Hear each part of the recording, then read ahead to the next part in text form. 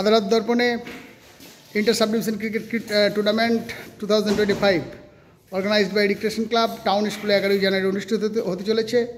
সেই অনুষ্ঠানে আমরা আদালত দর্পণে ক্যামেরার সামনে পেয়ে গেছি আমাদের অত্যন্ত প্রিয় শ্রদ্ধার একদম কাছের দিদি, আমাদের বিদিশা রয়। বিদিশাদি, আমাদের আদালত দর্পণ থেকে আপনাকে নমস্কার। নমস্কার। আচ্ছা দিদি, আমি যতদিন ধরে দেখছি খেলাটা অর্গানাইজড হয়েছে বা খেলাটা চলছে, আপনি প্রত্যেক বছর একদম অত্যন্ত আগ্রহের সাথে মাঠে হাজির থাকেন। একবারে প্রথমবারে আপনি বাজনা পর্যন্ত বাজিয়েছিলেন। একদম। তা এই খেলাটা আপনি কিভাবে দেখছেন? আমি প্রথম যখন এখানে খেলা শুরু হলো তখন থেকেই ভীষণ আনন্দ পেয়েছি।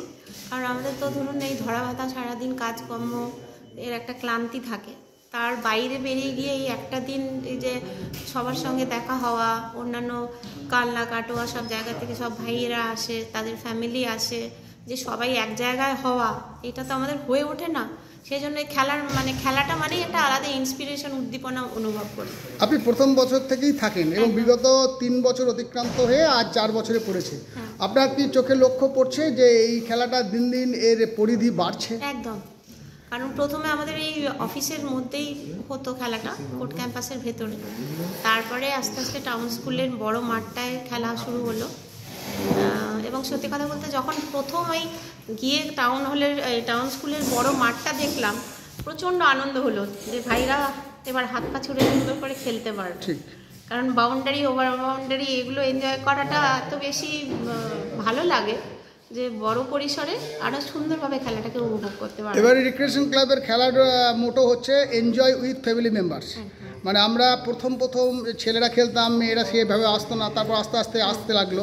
এবারে উদ্দেশ্য হয়েছে যতগুলো খেলোয়াড় শুধু নয়, যতগুলো সদস্য আসবে সবাই যেন সস্ত্রীক সপরিবার আসে। এ ব্যাপারে আপনি একজন মহিলা সদস্য হিসাবে আমাদের কোর্ট এমপ্লয়িজদের একটা বার্তা দিন।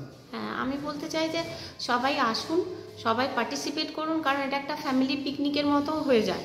শুধু খেলা নয়, খেলাটা তো একটা এক্সট্রা পাওনা, কিন্তু এছাড়াও এই যে সব ফ্যামিলিগুলো এক জায়গায় হওয়া, যাদেরকে চিনি না তাদের সঙ্গে পরিচয় হওয়া, বাচ্চাদের সঙ্গে মিট করা, এগুলো সত্যি খুব সেই দিনটা এত আনন্দে কাটে যে একবার সবাই এসে দেখুন যে কীরকম লাগে, খুবই ভালো লাগে। খেলার দিনে মাঠের পরিবেশ কেমন থাকে? খুব সুন্দর পরিবেশ থাকে, সমস্ত কিছু মিলিয়ে একটা ডিসিপ্লিন। আমাদের সব স্যারেরা থাকেন, যারা পসিবল ছুটির দিনে থাকা তারা সবাই থাকেন। প্লাস আমাদের ভাইরা, আমি বিশেষ করে বলবো যে যারা উদ্যোগ নিয়ে এই খেলাটাকে অর্গানাইজ করেন, তারা এত সুন্দরভাবে সব কিছু ডিসিপ্লিন মেনে করেন যে পুরো খেলাটাই এনজয় করার মতন হয়। ধন্যবাদ। এবার কিছুটা ক্রিকেট নিয়ে প্রশ্ন করি, আপনি কি কোনো বিশেষ দলকে সমর্থন করেন বা এবারে? আমি তো প্রথম থেকে একলব্যকে। তাহলে এবারে সম্ভাব্য চ্যাম্পিয়ন? আমি একলব্যকেই। একলব্য যদি চ্যাম্পিয়ন হয়, প্রতিদ্বন্দ্বী হিসেবে কাকে পাবে বলে মনে হচ্ছে? আমার ফাইটার্সকে মনে হচ্ছে। ফাইটার্সকে পাবে না দিদি, কারণ ফাইটার্স তাহলে ফার্স্ট রাউন্ডে সেকেন্ড রাউন্ডে হেরে যেতে হবে।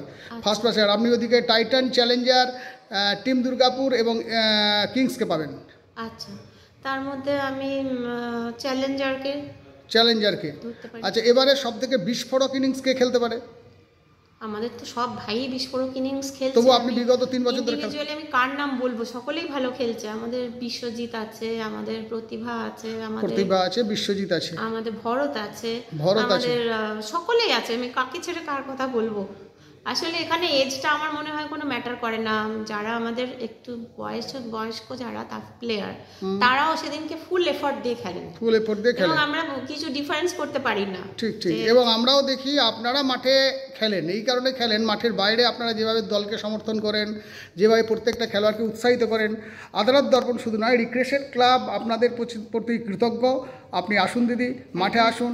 আপনি আশা করি সপরিবারই আসবেন এবং আপনার বার্তায় সাড়া দিয়ে প্রত্যেকটা কোর্ট এমপ্লয়িজ তারা সস্ত্রীক হাজির থাকবেন। আদালত দর্পণ থেকে আপনাকে ধন্যবাদ জানাই। এইখানে শেষ করছি। সঙ্গে শিবু। Best of luck.